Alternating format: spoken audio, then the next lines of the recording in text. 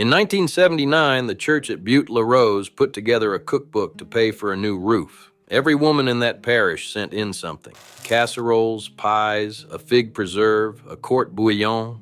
My grandmother, Odile Hebert, sent in nothing at all. It was not because she would not, it was because she could not. My cousin sat at that woman's elbow for 3 afternoons with a legal pad trying to write down her gumbo.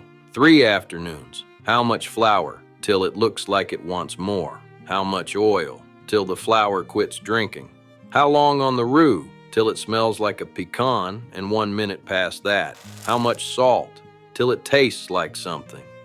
My cousin gave up on the 3rd day, and that pad went in a drawer with about 9 words written on it. And Odile Hebert died 4 years later, and every bit of it went in the ground with her. That is what the title of this video means. She never wrote it down. Not one of the 25 things I am about to walk you through was ever on a card in this family, and I would bet you a sack of crabs it was never on a card in yours either. Today, most people in this country cannot make a gravy without tearing open a packet. They can follow a recipe to the letter and still put out a pot of something gray that nobody asks for twice. And here is the twist. That is not because they are bad cooks. It is because the recipe was never where the cooking lived. The measuring came later, and the measuring is the part that made this food worse. By the time we are done, you will have all 25 of the things that were in that woman's hands, said out loud, in order, in plain English, and you will understand why she could not write them down and did not need to. If you want the whole of it, the boucherie, the pantry, curing, canning, the plants that heal and the ones that hurt. It is all in the one book at gushebert.com, link below. And while you are down there, tap subscribe, not for me, but because we drag one of these back into the daylight every week, and you are going to want the next one. I am Gus Hebert, 7th generation in the Atchafalaya Basin.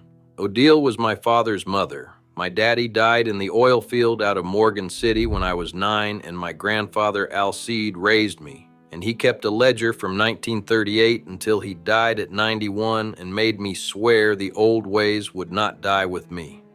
Now, nobody outlawed cooking by feel, and I am not going to stand here and tell you there was a plot. Here is what actually happened. A woman who cooks by feel does not buy much. She buys an onion, a sack of flour, a little oil, and whatever came out of the water that morning. There is no money in her. So the food companies sold her the recipe, and then they sold her every single thing the recipe called for. Roux in a jar, gravy in a packet, stock in a cube, seasoning in a shaker. Every one of those is one of these 25 taken out of a woman's hands and put in a container with a price on it. That is not a conspiracy, neighbor. That is just what selling looks like. 25 down to 1. Number 15 will ruin a whole pot of gumbo if it goes in 60 seconds too early. And I would say half the people watching this have been doing it wrong their entire life.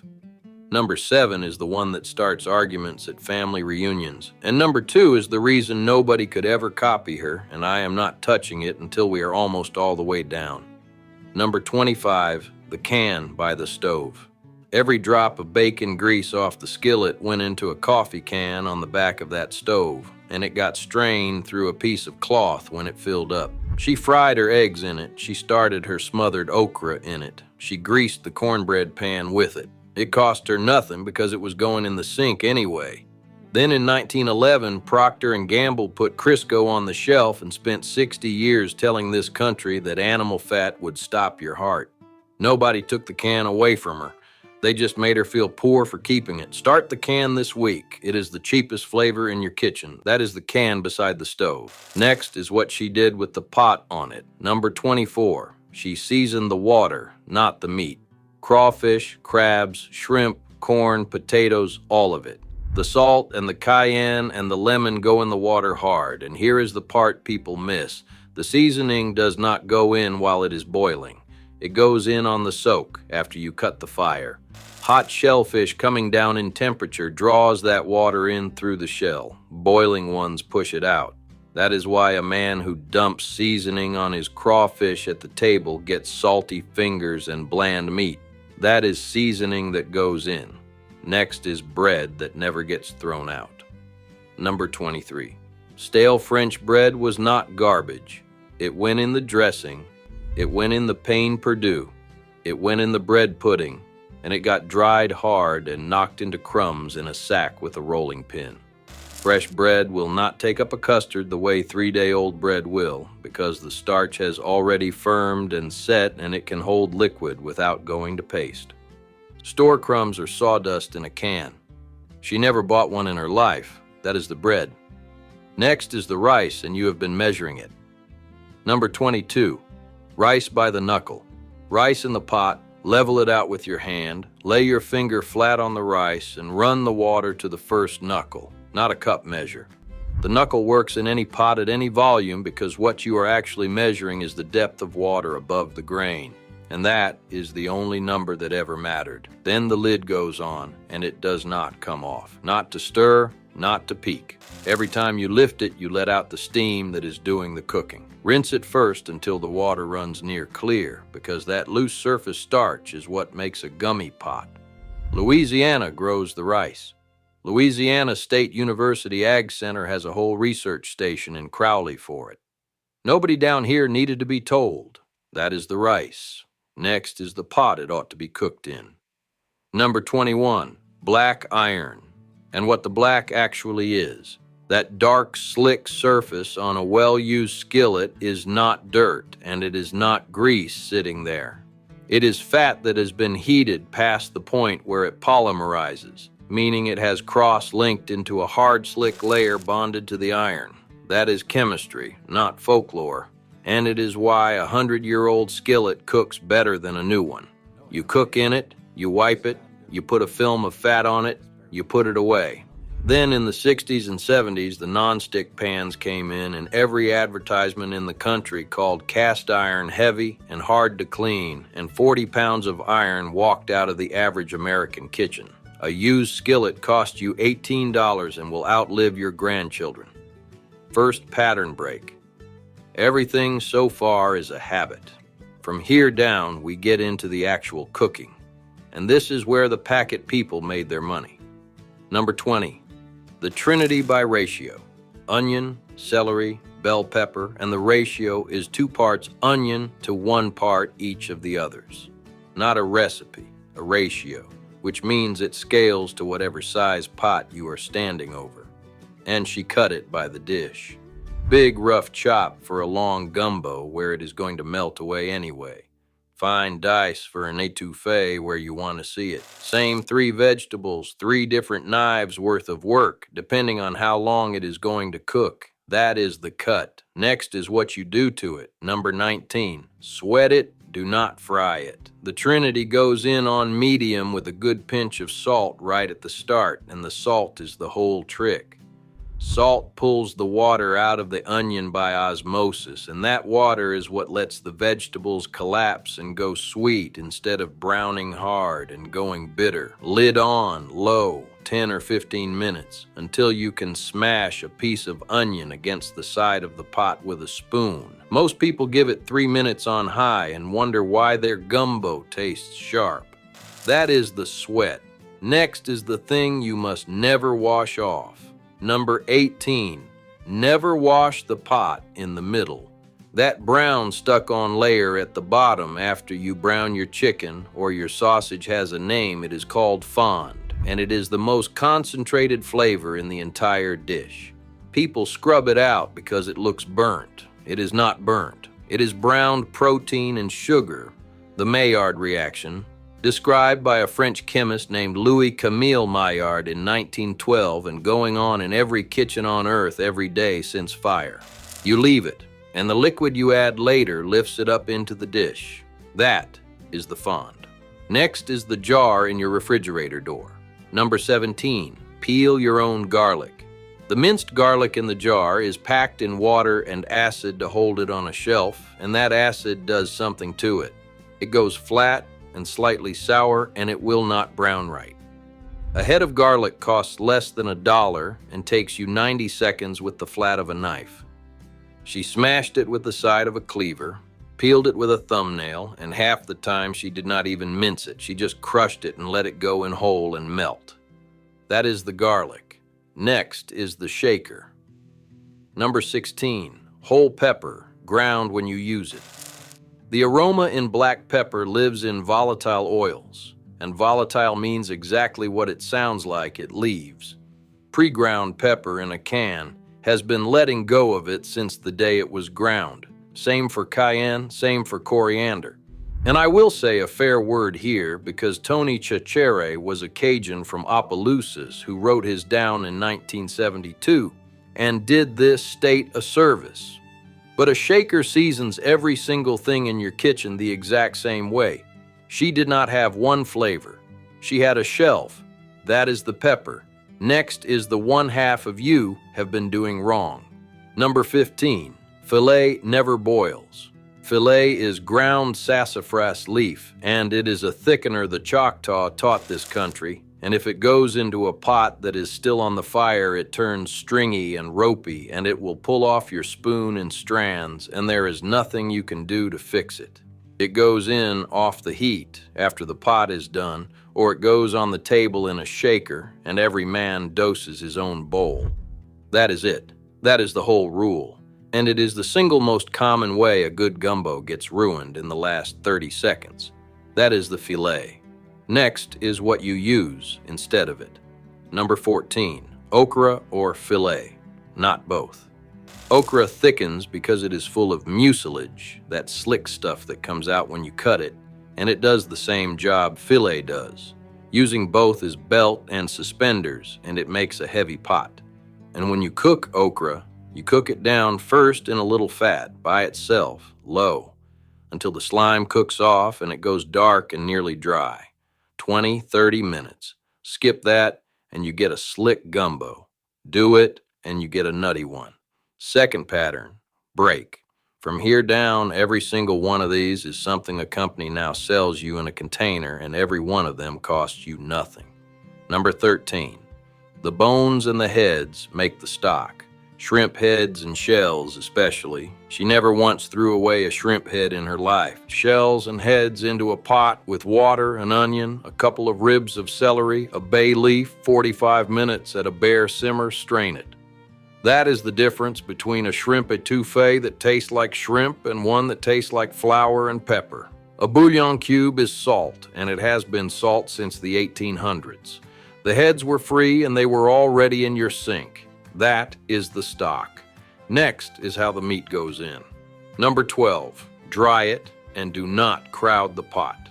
Meat that goes in wet or meat packed in shoulder to shoulder releases water faster than the pot can boil it off, and the whole thing sits there and steams gray. You want it patted dry and laid in with room around every piece, in batches if you have to, so it browns instead of stews. Browning is not just color. It is where about half the flavor in the finished dish is manufactured. That is the brown. Next is how you get it back. Number 11, deglaze with whatever is in the house. All that fond on the bottom comes up. The second liquid hits a hot pot. Stock, beer, wine, coffee, a splash of water. Water works. She used water most days because that is what was there. Pour it in while the pan is hot. Scrape it with a wooden spoon until the bottom is clean, and everything that was stuck is now in your gravy. That is the lift. Next is the word this whole cuisine is built on. Number 10, smother it. Lid on, fire low, and time. That is the word down here for it, and it is not a fancy technique, it is the technique.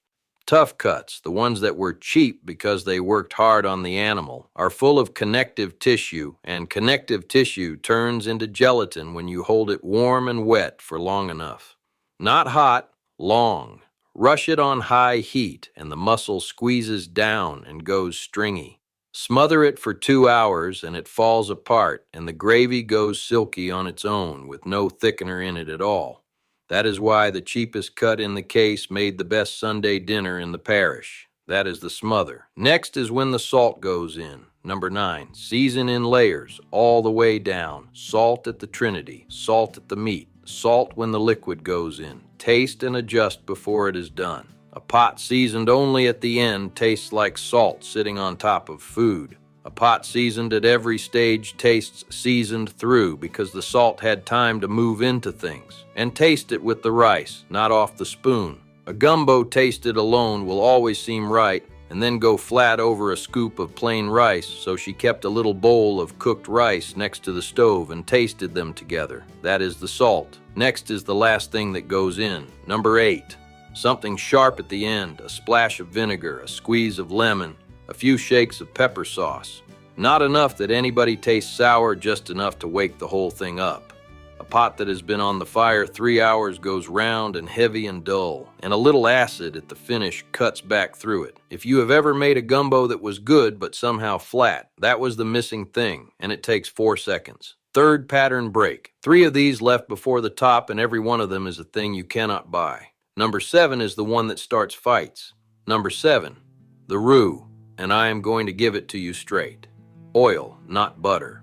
Because butter has milk solids in it that will burn long before you get where you are going. Flour and oil about equal by eye until it looks like wet sand. Then medium-low fire, and you stand there and you stir, and you do not walk away, and you do not answer the phone. Blonde for a gravy. Peanut butter color for chicken and sausage. Dark like a copper penny for seafood. And the part nobody tells you is that the darker you take it, the less it thickens, because the heat is breaking down the starch that does the thickening. So a dark seafood gumbo is thin, and it is supposed to be, and you fix it with okra or filet and not with more roux. Here is mine. I was 11 and Odile let me have the spoon for the first time on a Saturday. I got it near perfect, and then I turned my head to look at something out the window, and by the time I looked back it had gone from copper to black, and the whole kitchen smelled like a burnt tire. She did not fuss at me. She made me stand there and smell it, close, for a good long minute.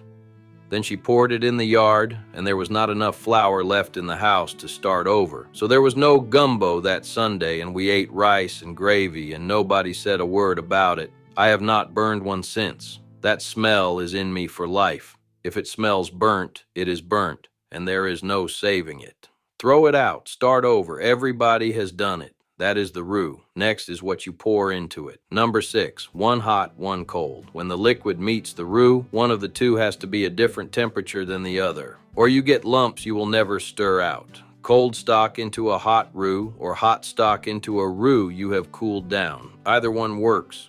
Both the same temperature is how you end up standing over a pot picking out little balls of paste with a spoon. And it goes in slow at the start, a ladle at a time, whisking, until it loosens up and takes the rest. That is the join. Next is the thing that costs you nothing but a night. Number 5, cook it the day before. Gumbo, sauce picante, red beans, a stew, all of it is better on the second day, and that is not a saying. Fat and liquid keep working on each other overnight. The starch keeps taking up water, and everything that was sitting separate settles into one thing. She cooked Saturday for Sunday every week her whole life. And you skim the fat cap off the top cold in the morning with a spoon, which is a whole lot easier than chasing it around a hot pot. That is the night. Next is the ear. Number 4. She listened to the pot. A pot with a lot of water left in it hisses and spits. As it reduces, the sound drops down and goes to a slow, heavy blup. And when the fat starts to separate and come up around the edges, the sound changes again.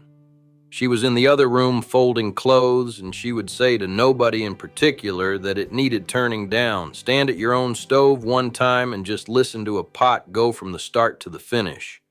You will never need a timer for that dish again. That is the ear. Next is the nose, and it was her best tool. Number 3. She smelled everything, and she smelled it constantly. Onions go from raw and sharp to sweet, and there is a minute where that happens, and it is a smell, not a clock.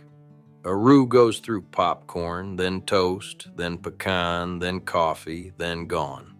Garlic goes from sweet to bitter in about 15 seconds, and it announces it. Half of what looked like magic in that kitchen was a woman who kept her face over the pot. There is not a thermometer made that does that job, and yours is free and already on your face. Fourth and final pattern break. 2 left. Number 2 is why nobody could copy her. Number 2, she never made the same dish twice because she never had the same things twice. What went in the gumbo was what came out of the water that week and what was left in the garden and what was about to turn in the ice box. Chicken and sausage in the winter, shrimp and crab in the summer, duck after the season opened, okra when the okra came in, filet when it did not. She was not following a dish, she was reading a kitchen, which is why my cousin could not write it down, because you cannot write down a thing that is different every time on purpose. A recipe assumes you went to the store. She assumed you did not, which brings us to the top. Number 1 is not a trick, friend. Number 1 is the reason there was never anything on that pad. You cannot learn this from a card. You learn it by being wrong. That is the whole of it. Every one of the 24 things I just gave you, she learned by ruining something and standing over the ruin and figuring out what she had done. The burnt roux, the gummy rice, the ropey gumbo with the filet in too soon, the gray meat in a crowded pot. Nobody handed her any of it finished. She got it the way I got it and the way you will get it, which is wrong the first time and closer the second time and right about the sixth. That is why it could not be written down. Not because she was hiding it and not because she was being difficult, because what she had was not information. It was the calluses that grow on a person who has cooked the same dish 200 times and paid attention every time. You can hand a man information in 9 words on a legal pad. You cannot hand him that. Now here's the part I did not tell you at the top. When Odile died in 1983 and we went through her house, that legal pad was still in the drawer where my cousin left it. 9 words on the front in my cousin's handwriting, and at the bottom of the page, in Odile's, added some time later when nobody was looking, 1 line. Cook it wrong 4 times, you will have it the 5th. That is the whole cookbook. That is what she had to say about it. I am not selling you nostalgia here, and I am not telling you your grandmother was a better person than you. She had 100 things you do not want, and she would have taken your dishwasher in a heartbeat. What she had that you do not is repetition and attention, and both of those are free, and neither one of them is gone. They are just untrained. So do not try all 25. Pick one. This week, make the same dish twice. Not 2 different dishes, the same one twice, and pay attention the second time to what you did different. That is the entire method. And if you want the rest of it, the boucherie, the pantry, putting up a hog, the plants that heal and the ones that hurt, it is all in the one book at gushebert.com. I will tell you mine since I am asking for yours. I made red beans every Monday for a year 1 time, on purpose, same beans, same pot. First 2 months they were fine. Somewhere around month 5 they got good, and I could not tell you what changed except me. Tell me down below. What did your grandmother do that she never wrote down and nobody in your family can quite reproduce? Name the dish. The one that gets the most replies is the one I go deep on next. If this was worth the half hour, hit the like on it. It puts it in front of somebody whose grandmother cooked exactly like mine did. And subscribe if you want the next one, because we do this every week. Next time out, there is a cut of meat off a hog that every butcher in this state used to hand across the counter for free, and by 1980 it was gone off every counter in Louisiana. I will show you what it is, what she did with it, and the year the packers worked out they could sell it back to you for $9 a pound. There is another one up on your screen right now. YouTube put it there. Go on and take it. Keep the old ways, friend. Do not let them go under.